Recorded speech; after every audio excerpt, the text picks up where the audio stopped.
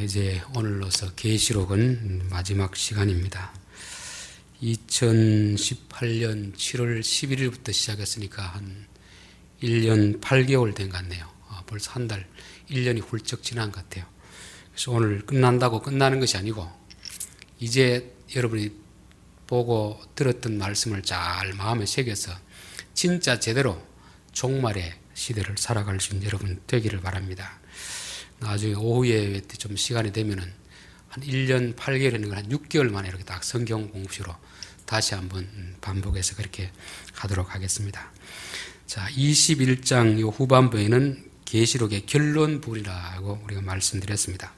6절부터 11절까지가 천사의 말, 12절부터 16절까지가 예수님의 말씀, 그리고 17절부터 오늘 18절, 21절까지가 성령과 교회, 그리고 요한의 말이 있습니다. 오늘 22장 17절에 보면 성령과 신부가 말씀하시기로 오라 하시는도다. 성령과 신부가 말씀하시기를, 이 성령 따로, 신부는 교회잖아요. 교회, 그렇죠. 따로 떼어놓으면 될 텐데 왜 하나로 딱 묶어 놓냐면은 이 성령과 교회는 뗄래야 뗄 수 없는 한 몸입니다. 한 몸. 이 교회는 이 보이는 건물이 아니잖아요. 예수를 믿는 믿음의 공동체를 교회라는 것입니다. 그 믿게 되는 가장 근본 출발이 됩니까? 성령으로 나지 아니하구나. 우리가 거듭나게 되는 것은, 하나님의 백성이 되는 것은 오직 누구의 역사로? 성령의 역사로 되기 때문에, 교회 다닌다, 예배당에 온다는 게 아니고 하나님의 자녀가 되었다는 이 교회는 근본적으로 성령으로 태어난 사람들입니다. 그리고 사도행전 2장에 보면 오순절에 성령이 임하잖아요. 그때 가장 큰 특징이 뭐겠습니까? 가장 큰 특징이 저희가 다 성령의 충만함을 받고 성령이 말하게 하심을 따라 다른 방언으로 말하기를 시작하니라. 복음이 전파되어야 되는데 하나님의 강권적인 역사로 각각 자기 나라의 말로 들려지는 것입니다. 여기는 통역이 없습니다. 예언적 성격이 있는 그런 언어를 지금 말씀하는 거죠.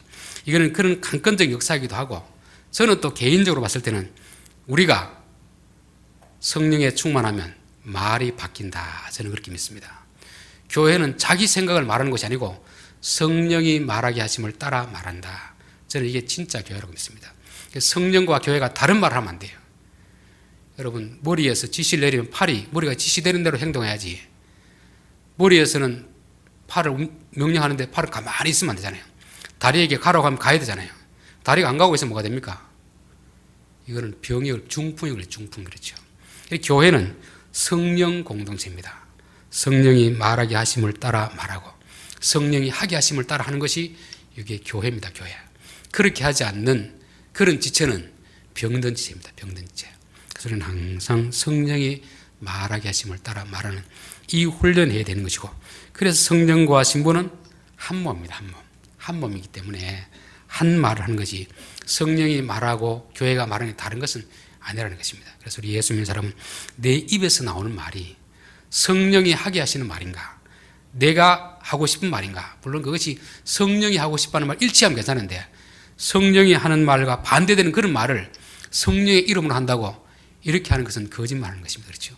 그래서 우리가 성령 충만할수록 내 욕심으로 말하지 않고 성령이 말하게 하심을 따라 말하는 것을 말씀하기 위해서 성령과 신부가 하는 것입니다. 여러분이 그리스도의 신부라면 누구의 감동을 따라서? 성령의 감동을 따라서 말하는 이 훈련을 해야 될 줄 믿습니다. 성령과 신부가 말씀하시기를 오라 하시는도다. 오라 하시는도다. 듣는 자도 오라 할 것이요, 목마른 자도 올 것이요, 또 원하는 자는 값없이 생명수를 받으라 하시더라. 이 오라 하시는도다, 이 말씀은 누구에 대한 말씀에 대한 순종이냐면은 신랑 되신 예수님의 명령에 대한 순종입니다. 순종. 그러니까 신부는 성령과 하나 되어야 되고, 또 누구와? 신랑 되신 예수님과 하나 되어야 되잖아요. 그렇죠? 예수님과 하나 되는 그런 공동체인 것입니다. 그래서 신랑이 이야기하면 신부는 네 알겠습니다, 순종하는, 이게 신부의 모습인 것이죠. 그 계시록 20장 10절에 보면 또 내게 말하되 이 책의 예언의 말씀을 임봉하지 말라 하시니라. 이건 천사가 말했지만 누구로부터 나온 말입니까? 신랑 대신 예수님으로부터 나온 말씀이잖아요. 여기 계시록은 천사가 하든 요한이 하든 자기 생각을 말한 게 아닙니다. 하나님으로부터 아들에게 전달됐고 아들이 그것을 천사를 통해서 요한에게 주신 그런 말씀입니다. 그래서 10절 말씀도 이 말씀을 임봉하지 말라 하시더라. 임봉한다는 것은 자기만 알고 있는 거죠.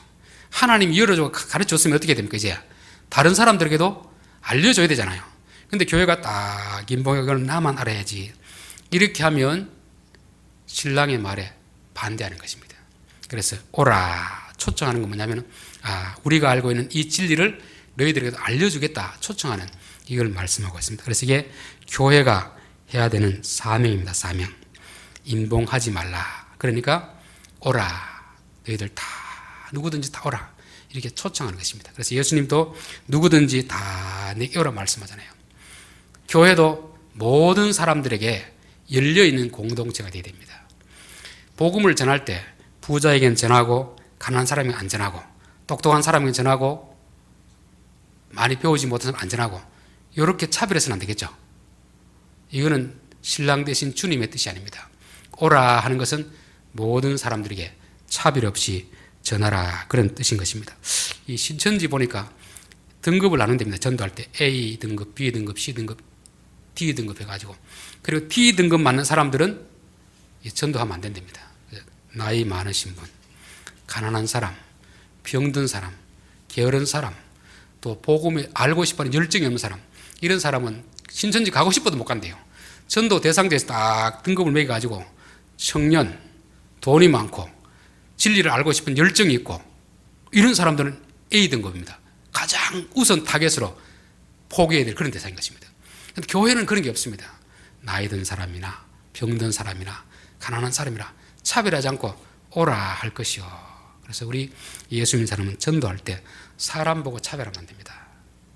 아이고 저 사람 나이 많은데 뭐 와서 헌금하겠나 그런 생각하면 안 돼요.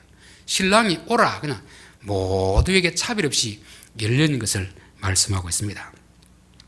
자, 듣는 자도 오라 할 것이요 목마른 자도 올 것이요 또 원하는 자는 값없이 생명수를 받으라 하시더라 됐습니다. 근데 복음을 전할 때 두 가지 사항이 있습니다. 첫 번째는 차별 없이 모든 사람에게 전해야 됩니다. 두 번째는 구분을 줍니다. 구분. 듣고 깨닫는 자, 목마른 자, 그 다음에 간절히 원하는 자 이런 자들에게 우리가 복음을 전해야 되는 것입니다. 일반적으로는 다 열린 자에게 처음에 하지만 그러나 아무나 막 데려오는 건 아닙니다.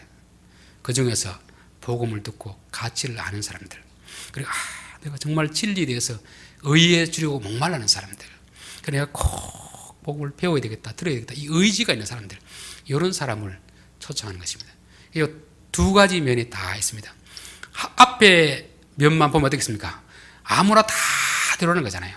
그럼 데려올 때 반드시 1차 검증을 거쳐야 됩니다. 그게 뭐냐면 듣고 깨닫는 자 그리고 목마른 자 갈급해하는 자 그리고 또 간절히 원하는 자 이런 자들을 오라 그렇게 말씀하는 것입니다. 그래서 여기 이중성이 있습니다. 이중성. 마태복음 22장에 보면 혼인잔치 비유가 나오잖아요. 청함 받은 자들은 다 안 오려고 하니까 그럼 오지 마라 너희들. 원치 않는 사람은 청했더라도 거부하는 것입니다. 그래서 길거리 가서 아무나 다 데려가라 아무나 다 데려오는 것입니다. 근데 주인이 와서 뭐라고 합니까? 자네 왜 예복을 안 입었는가? 나가시오. 아무나 다 올 수 있지만 조건이 하나가 있습니다. 예복을 입어야 됩니다. 그래서 복음은 우리가 모든 사람에게 전해야 되지만 제한된 그게 성격이 있습니다. 성격. 이거를 제쳐놓고 신천지처럼 아무나 다 강제적으로 억지로 해서 그렇게 전하면 이거는 잘하는 게 아닙니다. 사람을 차별하는 것도 잘못된 것이고 또 듣기도 깨닫지도 못하는 사람 목말라 하지 않는데 원하지도 않는데 강제로 막 속에서라도 데려오고 하는 것 이것도 또 잘못된 그런 것을 말씀하고 있습니다. 그래서 10장에 보면 어떤 말씀이죠? 10절에 보면 임봉하지 말라 되죠. 이 말은 열어놓고 복음을 모든 사람에게 알게 하라는 뜻이잖아요. 그리고 11절에 뭐가 있습니까? 불의를 행하는 자는 그대로 불의를 행하고 더러운 자는 그대로 더럽고 의로운 자는 그대로 의를 행하고 거룩한 자는 그대로 거룩하게 하라. 전하기만 하지. 너희가 자꾸 어떤 의도를 가지고 이런 사람 다 교회에 데려오려고는 하지 말라는 것입니다. 오늘날 우리가 열심히 하는 사람 어떻습니까? 이런 사람도 내가 어떻게든 회개시켜가지고 불의한 자를 어렵게 만들어야 되지. 그런 어떤 자기 열심이 있습니다. 근데 그런 건 하지 말라는 거예요. 하라는 건 하고 하지 말라는 건 안 해야 됩니다.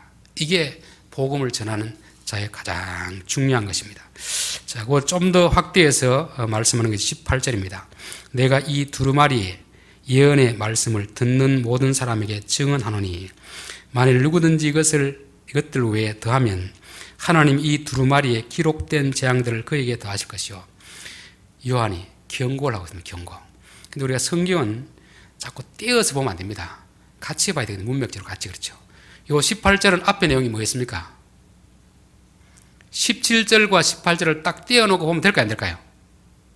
안 되겠죠? 17절 말씀하고 나서 18절을 말씀했으면 17절, 8절 왜 이 말씀을 하는지 봐야 되잖아요. 17절에 뭐였습니까? 오라. 아무나 차별 없이 오라 할 것이요. 그러나 오라 하지만 어떤 자들? 듣고 깨닫는 자, 목마른 자, 또 원하는 자. 제한을 딱 뒀잖아요. 제한을 두고 다시 경고를 딱 세기를 박는 이런 말씀입니다. 이 말씀대로 위해 더하거나 빼는 자 하나님이 심판하시리라. 그 말씀을 하는 것입니다. 그러니까 우리 10절 말씀에도 임봉하지 말라 사명을 주는 거죠. 그리고 11절 말씀에 용서하지 마라. 불의한 자는 그대로 불의한 대로 두라 하는 거죠. 그렇죠. 17절 말씀에도 오라 할 것이요. 그렇지만 듣는 자, 목마른 자, 원하는 자들만 데려와라. 다 데려오지 마라. 만약에 이렇게 하면 내가 그냥 두지 않겠다는 것입니다. 여기 하는 말씀도 18절에서 하는 말씀에 부가적으로 하는 그런 경고의 말씀이 되는 것입니다. 교회는 두 가지 사명이 있습니다. 오늘 계시록 22장으로 봤을 때 7절 말씀이 뭐가 있습니까? 보라 내가 속히 오리니 이 두루마리 예언의 말씀을 지키는 자는 복이 있도다. 지키는 자. 여기 지킨다는 것은 무슨 뜻이라 했죠? 우리는 뭐 지킨다고 하니까 뭐 행동하는 게 아니고 영어로 keep, hold, 잘 보존하는 것입니다. 이 복음을 잘 보존하는 게 첫 번째 사명이에요. 두 번째는 뭡니까? 10절 임봉하지 마라. 임봉하지 마라는 것입니다. 이 가끔씩 이집트의 보물들, 유물들 가져와가 전시하는 거 보셨습니까, 여러분? 도난 당할 수가 있잖아요, 그렇죠? 도난 안 당하기 위해서 어떻게 하는 게 제일 좋겠습니까? 박물관 깊숙한 곳에 자물쇠를 채워놓으면 제일 잘 보관할 수 있습니다. 하나님 말씀도 잘 보관하기 위해서는 뚜껑을 딱 덮어가지고 아무 일 안전하고 탁 하는 게 제일 좋습니다. 그런데 또 한 말씀 뭐냐면은 임봉하지 말고 열어두라 했거든요. 이게 어렵습니다. 교회는 말씀을 잘 보관해야 될 의무도 있는 반면에 또 한편에는 이거를 감추두거나 오래 지하실에 숨겨두면 안 됩니다. 사람들에게 열어놔야 됩니다. 마치 박물관 전시할 때 유리막을 딱 사람들이 보게 하잖아요. 보관은 하되 사람들에게 볼 수 있도록 하는 것입니다. 그래서 우리가 교회가 이 두 가지 사명을 잘 해야 됩니다. 하나는 말씀을 훼손하지 않도록 잘 보존하는 것이고 또 하나는 사람들이 볼 수 있도록 열어주는 이 두 가지 사명을 잘 해야 됩니다. 이 두 가지를 균형 있게 잘해야 되는데 그냥 말씀을 보존하는 쪽만 강조하다 보면은 임봉해나가 딱 감춰다 버립니다. 그래서 우리가 항상 전도 열심을 내다 보면은 하나님이 가라는 데까지만 가고 멈추라는 데까지 멈추면 되는데 이 열심이 그렇게 안 됩니다. 멈추라고 하는 데까지 가서 어떻게 합니까? 자기 노력, 자기 열심으로 가가지고 막 불의한 자까지 어떻게 합니까? 데려와 어렵게 만들려고 하는 이런 열정이 있잖아요. 그래서 참 교회는 이 두 가지를 왔다 갔다 하는 교회입니다. 그래서 말씀을 강조하다 보면은 복음 전하는 것이 조금 약해지고 또 복음을 너무 잘 전하려고 하다 보면은 말씀을 훼손시키는 이 두 가지 경계선이 있습니다. 그래서 우리가 이 두 가지를 균형 있게 잘 적절하게 잘 관리해야 됩니다.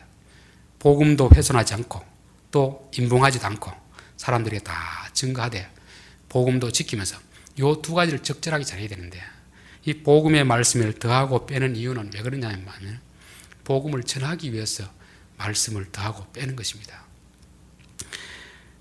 미국 세들백 교회인가 그 목사님 성함은 지금 갑자기 생각 안 나는데, 그분이 왜 교회가 부흥이 안 되는가, 그래서 안 다니는 사람들에게 또 다니다가 그만둔 사람에게 물어봐 설문조사를 다 해봤습니다. 왜 교회 안 가십니까? 물으니까 교회 가면 자꾸 죄에 대해서, 회개에 대해서, 또 지옥에 대해서 설교하니까 너무 듣기 싫다는 것입니다. 그럼 교회에서 어떤 설교하기를 원합니까? 그러니까 복 받는 것, 또 성공하는 비결, 이걸 원한답니다. 그래서 이분이 교회 부흥하는 방법을 알았습니다. 그래서 그대로 했습니다. 절대 죄에 대해서는 설교를 하지 않습니다. 회개하라 말도 하지 않습니다. 성공하는 비결 10가지, 부부 행복한 비결 10가지, 이런 식으로 해가지고 하니까 교인들이 많이 모이겠습니까? 안 모이겠습니까? 많이 모이는 거죠. 그런 식으로 하는 것을 주님이 기뻐하지 않는다는 것입니다. 우리는 말씀을 보존해야 될 책임도 있고 복음을 전해야 될 책임도 있는데, 둘 다 중요한데 그 중에서 어느 게 더 중요할까? 저는 생각할 때 앞에 부분이 더 중요하다고 생각하는 것입니다. 말씀을 잘 지키면서 복음을 전해야지, 사람을 데려오기 위해서 복음을 훼손한다? 이거는 이게 주객이 전도되는 것입니다. 그래서 목사에게도 늘 좀 그런 갈등이 있습니다. 말씀을 잘 듣는데 왜 교회가 부흥이 안 될까? 그래서 부흥하는 교회는 어떨까? 가보면은 사람들이 좋아하는 이런 프로그램도 많고, 말씀을 자꾸 사람들이 좋아하는 쪽으로 변경하는 그런 쪽이 많이 있습니다. 그럴 때 목사의 마음에 부흥이 목적이면 뭐를 변개시키겠습니까? 말씀을 변개시키는 거죠. 그러면 나는 부흥이 안 되더라도 말씀을 그냥 있는 그대로 전하겠다. 되고 안 되고 하나님께 맡기는 것이고, 그렇게 되면 말씀을 지킬 수 있습니다. 그래서 항상 목사는 이 두 갈림길에서 이쪽으로 갈까 저쪽으로 갈까 차라리 돌아갈까 삼거리에 서 있는 그런 어떤 그 딜레마가 있습니다. 그래서 대체로 보면 이제 교회 부흥을 오늘날 많이 원하니까 말씀을 제대로 전하고 부흥이 되면 참 좋은데, 제가 주위에도 봐도 제 동기들 봐도 저 목사님 진짜 말씀을 제대로 잘 전한다 싶은데 교회가 또 부흥이 안 되는 그런 데가 있습니다. 그래서 말씀을 제대로 전하는 거하고 부흥이 되는 거하고는 그렇게 비례하지는 않는구나, 그 생각을 늘 했습니다. 자, 마태복음 7장 22절에 보면 그날에 많은 사람이 나더러 이르되 주여 주여 우리가 주의 이름으로 선지자 노릇하며 주의 이름으로 귀신을 쫓아내며 주의 이름으로 권능을 행하지 아니하였나이까 하리니 그때 내가 저에게 밝히 말하되 내가 너희를 도무지 알지 못하니 불법을 행하는 자들아 내게서 떠나가라. 이들이 지금 다른 일 한 거 아니잖아요. 교회 일을 했잖아요. 교회 부흥을 위해 가지고 은사 집회도 하고 세미나도 하고 여러 가지를 했는데 주님 뭐라고 합니까? 불법을 행하는 자들아 내게서 떠나가라. 왜 그렇게 하겠습니까? 하나님이 가라고 하면 가고 멈추라면 멈춰야 되는데 이 사람 어디까지 갔습니까? 법을 넘어서 가도 교회 부흥을 위해 가지고 한 것입니다. 열심히 오히려 지나쳐 가지고 하나님의 법을 어기게 되는 그런 것을 말씀하는 거죠. 오늘 22장 15절에도 개들과 술객들과 행음자들과 살인자들과 우상 숭배자들과 및 거짓말을 좋아하며 지혜는 자마다 성 밖에 있으리라. 이 사람 여기서 거짓말하는 것은 우리가 일상적으로 하는 그런 거짓말이 아닙니다. 말씀을 왜곡시키는 것입니다. 오늘 신천지 같은 거죠. 교회를 만들기 위해서는 거짓말을 된다, 모략 전도하는 것입니다. 그들이 갈 곳은 어디십니까? 성 밖에 있으리라. 한국 교회에서 가장 인기 있는 강사는 누구냐면 전도 세미나 강사입니다. 어떤 사람이 전도를 잘해가지고 부흥시켰다 그러면 큰 교회 다니면 청비 1순위입니다. 전도만 보면 사실 누가 다 뽑혀가야 됩니까? 신천지 강사들 다 뽑혀가야 됩니다. 전도 방법이 기발하잖아요, 그 사람들은요. 한국 교회는 다 시키면 부흥이 안 되는데 거기는 계속 부흥하고 있거든요. 방식이 기발합니다. 근데 중요한 것은 거짓말을 좋아하며 거짓말을 지어내서 전도하기 때문에 그 사람은 기뻐하진다는 거죠. 이 불법을 행하는 자들아 그렇게 말씀하는 것입니다. 그래서 우리는 복음을 전해야 되지만 말씀을 왜곡시키기까지 하는 것은 오히려 이게 하나님이 보시기에 악한 것이 된다는 것입니다. 마태복음 11장 20절에 보면 예수께서 권능을 가장 많이 베푸신 고을들이 회개치 아니하므로 그때 책망하시되 예수님이 가장 많은 노력을 쏟았는데 한 사람도 회개 안 합니다. 쉽게 말하면 전도를 해도 교회 안 온다는 거죠. 밥을 그만큼 사주는데 성질 납니까 안 납니까? 그럼 뭔가 다른 방법을 강구해야 되잖아요. 아니, 돈을 제일 많이 드리고 시간 제일 많이 드렸는데 한 사람도 전도 못 해온다 하면은 교인들이 목사 보기에 어떻겠습니까? 안 했으면 뭐 안 오는 거는 뭐 그냥 덜 미안한데 제일 많이 노력하고 시간도 드리고 돈도 드리는데 한 사람도 전도 못 해온다. 부담스럽잖아요. 그럼 어떻게 되죠? 살짝 말씀을 왜곡시키는 거죠. 더하거나 빼거나 해가지고 억지로 데려오는 것입니다. 데려오는 게 목적이 되면 안 된다 이 말이죠. 예수님도 충분히 그럴 수 있는데 예수님은 그렇게 안 했습니다. 그때 예수께서 대답하여 가라사대 천지의 주제이신 아버지여 이것을 지혜롭고 슬기 있는 자들에게는 숨기시고 어린아이들에게 나타내심을 감사나이다. 옳소이다. 이것이 이렇게 된 것이 아버지의 뜻입니다. 우리 성도는 뭐 전도하는 거, 기도하는 거, 예배드리는 거 이게 나쁘다는 게 아닙니다. 그게 내 어떤 목적을 이루기 위한 수단이 되면은 그게 잘못됐다는 거죠. 우리의 오로지 목적은 아버지의 뜻을 이루어야 되는 것입니다. 다른 건 다 하나의 어떻게 하면 방식이죠, 방식. 목적은 아버지의 뜻을 이루는 것이 이게 우리의 신앙의 목표가 되어야 됩니다. 전도, 기도, 뭐 이런 게 목표가 되면 안 돼요. 그건 아버지의 뜻을 이루는 하나의 과정이 돼야 되지 그 자체가 목표가 되어버리면 아버지 뜻이 왜곡되는 것이죠. 그래서 이런 쪽에서 우리가 잘못하지 않도록 늘 조심을 해야 되는 것입니다. 그래서 사단은 늘 우리에게 뭘 하냐면 욕을 바꾸는 것입니다. 야, 전도가 중요하지 않느냐? 봉사가 중요하지 않느냐? 기도가 중요하지 않느냐? 그런데 그걸 통해서 뭘 하라? 말씀을 왜곡시키게 만드는 것입니다. 이게 사단의 방식이에요, 방식. 그래서 우리가 말씀을 더하고 빼는 것은 어떻게 보면 우리가 악한 의도도 할 수 있지만 사단에 넘어가서 그렇게 되는 경우가 많이 있습니다. 제일 처음 공격을 받은 사람이 누구였습니까? 하와. 근데 이것도 보면 이제 잘 몰라서 더하고 뺄 수가 있습니다. 그렇잖아요. 우리 다 아는 게 아니잖아요. 목사도 설교를 하다 보면 잘 몰라서 어떨 때면 잘못 전할 수가 있습니다. 그러면 나중에 보고 내가 잘못 전했구나. 깨달으면 어떻게 합니까? 바로 정정하면 됩니다. 정정. 그런데 몰라서 그렇게 하는 게 아니고 악한 의도를 가지고 그렇게 하는 사람이 있습니다. 이건 사단의 짓입니다. 사단의 짓. 그런 사람은 가르쳐도 안 바꿉니다. 차이가 그거예요. 똑같이 잘못 전하고 더하고 뺄 수는 있습니다.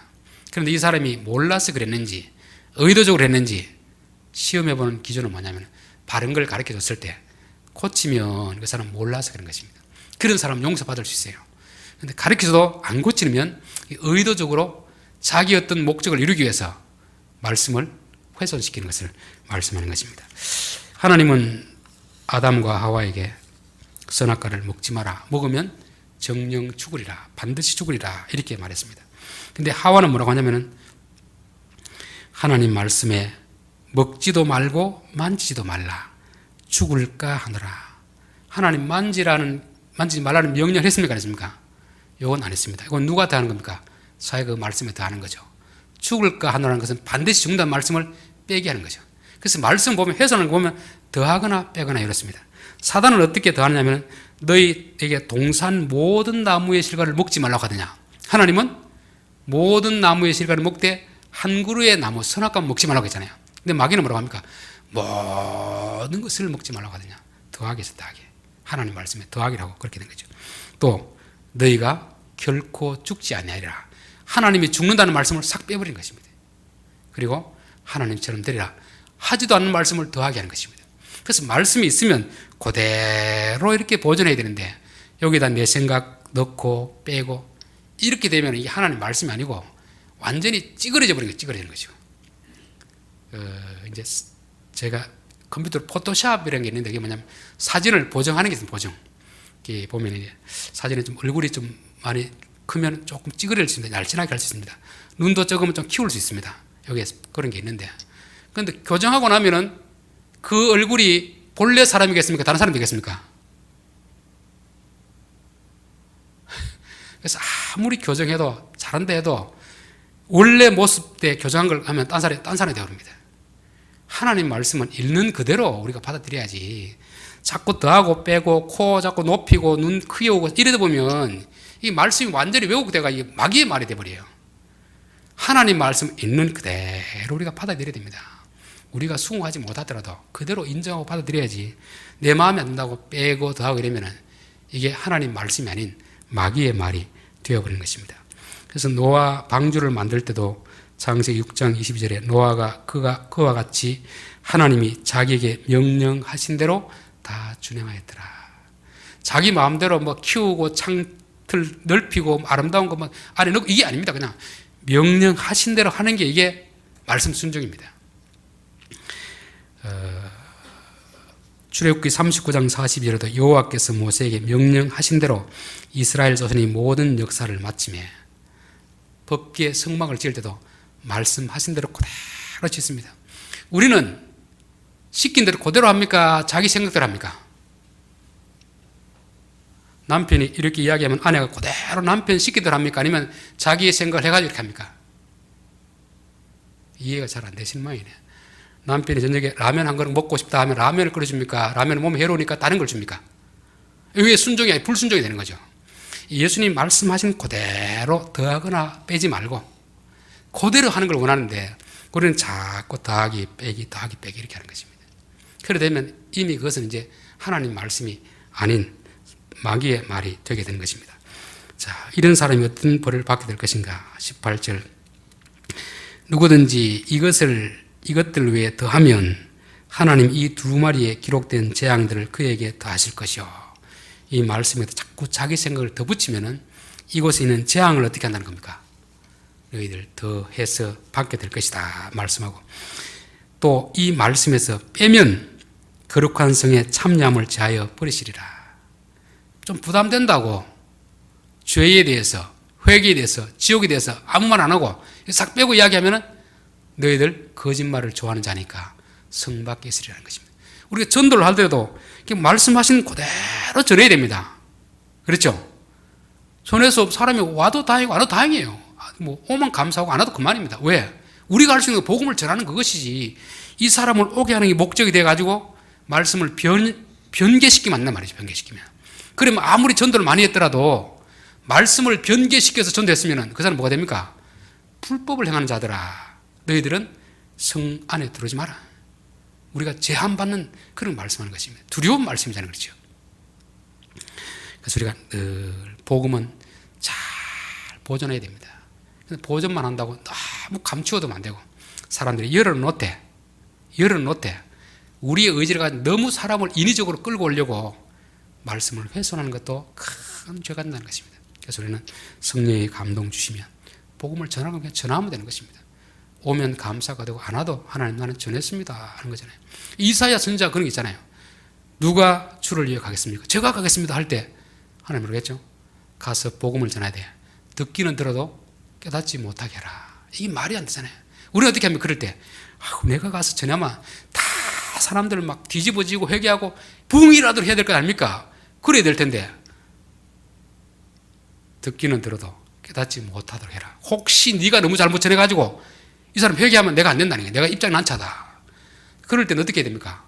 대충 전하고 빨리 나와야 되잖아요. 그렇죠? 하나님이 대충 전하라고 할 때는 대충 전하고 자세하게 전하고 이게 하면 되는 것입니다. 근데 우리는 자꾸 내 열심을 가지고 너무 잘하려고 하는 그런 게 있습니다. 제가 설교의 자유함을 얻게 된 계기를 이야기했죠. 그전에는 막 설교하는 엄청 부담이 됐습니다. 왜냐하면 내가 이 한 편의 설교를 통해 교인들에게 은혜를 끼쳐야 된다. 그 부담이 있었거든요. 그래서 설교 일주일 전 되면 월요일부터 막 부담스러웠습니다. 그래서 어느 날 갑자기 딱 생각하는데 하나님 내게 깨닫게 해주니까, 너 왜 그리 용을 쓰느냐? 하나님이 너에게 은혜 주신 만큼만 네가 전해라. 네가 괜히 뭐 이런저런 좋은 이야기 끄집어내가지고 교인들 변화시키려 하지 말고 네가 말씀 준비하면서 깨달은 것만큼만 전해라는 것입니다. 그때부터 저는 이제 자유함을 얻었습니다. 늘 때는 뭐 안 깨닫게 좀 자버립니다. 자면 새벽에 막 하나님 깨우세요. 4시대에 일어나는데 2시대에 잠을 깨가 이 시간에 내가 왜 일어났는가 가만히 생각해 보면은 설교 준비가 덜 됐어요. 하나님 내게 막 깨달음을 주십니다. 내가 덜 되니까 하나님 깨닫게 해주시는구나. 그래서 저는 화장실에 있을 때 깨달을 때도 있고 누워있을 때 깨닫게 할 때가 있습니다. 그래서 말씀은 하나님 깨닫게 해준 만큼만 전하면 되는데 괜히 내가 용을 써가 잘 전하고 하려고 했구나. 그 생각 이후부터 저는 설교에 자유함을 느꼈습니다. 여러분 주의 일을 하는 것도 내 그러니까 주도적으로 너무 열심히 하려고 하는 그런 생각 좀 버려야 됩니다. 하나님이 하라고 하면 하고 멈추라고 하면 멈추고 이렇게 해야 되는데 우리는 막 내 열심을 가지고 내가 어떤 사람인데 내가 시작하면 남들은 다 실패해도 나는 된다. 이런 식으로 자기 열을 내세우기가 참 쉬운 것입니다. 그래서 하나님이 인봉하지 말라고 하면 예, 열어놓겠습니다. 그러나 사람들이 안 온다고 해서 억지로 내가 불의한 자를 막 어렵게 만들려고 할 필요도 없고 불의한 자는 불의한 자 그대로 두어라. 그럼 예, 알겠습니다. 우리 그 마음으로 순종하면 되는 것입니다. 순종하는 것이 아버지의 뜻이라면 그게 가장 좋은 것입니다. 자, 세 번째 20절 이것들을 증언하여 신 이가 이르시되 내가 진실로 속히 오리라 하시거늘 아멘 주 예수여 오시옵소서.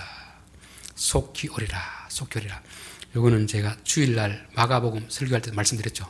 유대인의 사고방식에서 유대인들은 완료 미완료, 그러니까 완료라고 딱 지나간 과거가 아닙니다.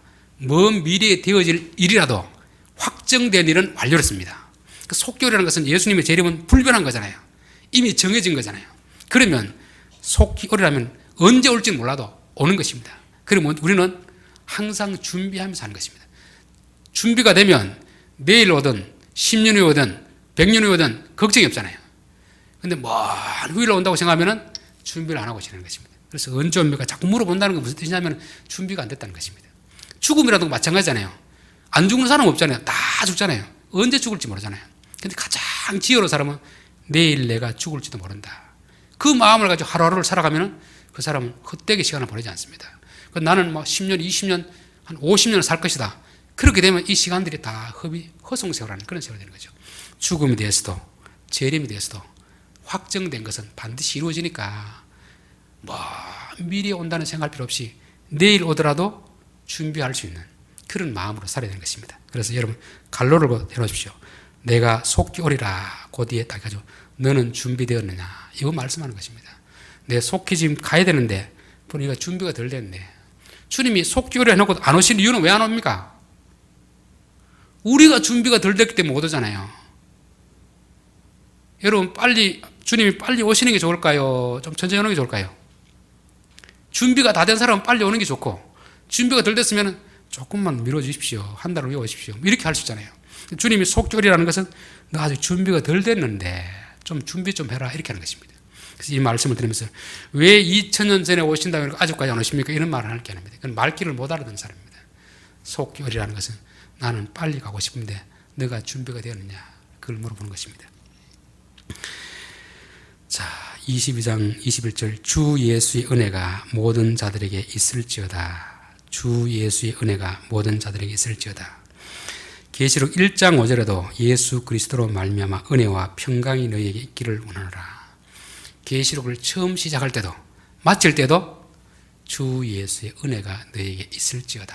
계시록은 위협하려고 써놓은 글이 아닙니다. 우리에게 위로 주고 은혜 주시려고 써놓은 글입니다. 그렇죠? 편지입니다. 그래서 계시록을 보고 막 두려워 떨거나 이러면 계시록을 지금 잘못 설교하고 잘못 듣고 있는 것입니다. 이단들이 항상 계시록을 아주 뭐합니까? 장난을 치잖아요. 주님 곧 재림하시는데 다 저선 팔아가 교회에다 헌금해라. 이게 다 이단들이 하는 것이잖아요. 주님은 이제 우리에게 그렇게 하는 게 아닙니다. 우리에게 위로와 은혜를 주시기 위해서 하는 것입니다. 그리고 진짜 설교는 교인들에게 중간에는 막 책망하더라도 시작과 마침은 뭐로 해야 됩니까? 은혜로 끝나야 돼. 은혜로 끝나. 그래서 은혜가 너에게 있을지어다. 그래서 항상 사람을 만나도 사람의 복을 빌어주는 사람이 되어야 됩니다. 은혜를 빌어주는 사람이 되어야 돼요. 저주하고 원망 이런 건 안 좋습니다. 더 중요한 것은 우리의 신앙생활은 주의 은혜가 없이는 할 수 없습니다. 내 노력까지 안 됩니다. 늘 우리가 열심히 해야 되지만 주여 우리에게 은혜를 주옵소서. 그 은혜를 간구해야 될 줄 믿습니다. 자, 결론입니다. 성령과 교회는 한 몸입니다. 교회는 성령으로 말미암아 교회가 시작되는 것이고 교회가 시작된 오순절에는 성령이 말하게 하심을 따라 말한다. 그래서 항상 교회는 성령의 말하게 하심을 따라 말하는 이런 공동체가 되어야 됩니다. 두 번째, 교회는 주님의 말씀에 순종하는 자들이 되어야 된다. 오라 하는 것은 누구의 말씀에? 임봉하지 말라는 말씀에 순종하는 그런 것입니다. 그래서 교회는 사람들에게 복음을 전해야 될 책임이 있습니다. 전하되, 차별 없이 아무에게 전하되 데려오는 사람은 아무나 데려오는 게 아니고 듣는 자, 목마른 자, 원하는 자, 그런 사람만 데려오는 것입니다. 강제적으로 사람을 모으는 게 주의 뜻이 아니고 복음을 전해서 간절히 원하는 자들에게 오게 하는 것이 이게 주의 뜻이 되는 것입니다. 사도 바울이 왜 경고를 했습니까? 17절, 18절 같이 이어져 있는 것입니다. 오라 할 것이요, 오라 하되 너희들 반드시 조심해라. 사람 모으는 게 목적이 되면 하나님 말씀을 훼손할 수 있다. 가감하시면 안 된다. 그래서 교회의 두 가지 사명, 말씀을 잘 보존하는 사명, 그리고 두 번째는 임봉하지 말라, 복음을 전해야 되는 사명. 이 사명이 있는데 이 뒤에 부분이 너무 강조되다 보면 복음을 훼손하게 되는 것입니다. 그런 자들에게 불법을 행한 자들아 내게서 떠나가라. 아마 전도로 말할 것 같으면 제가 봤을 때 신천지가 탑입니다. 탑. 그렇잖아요. 직장 그만두고 학교 그만두고 아침부터 저녁까지 전도만 합니다. 그런데 그들이 왜 비난을 받습니까? 불법을 행하는 자들아, 불법을 행하는 자들아, 거짓말을 지어내고 사람을 끌어모으기 위해서 복음을 훼손하기 때문에 주님 앞에 책망을 받는 것입니다. 그런 자들은 성 밖에 있으리라.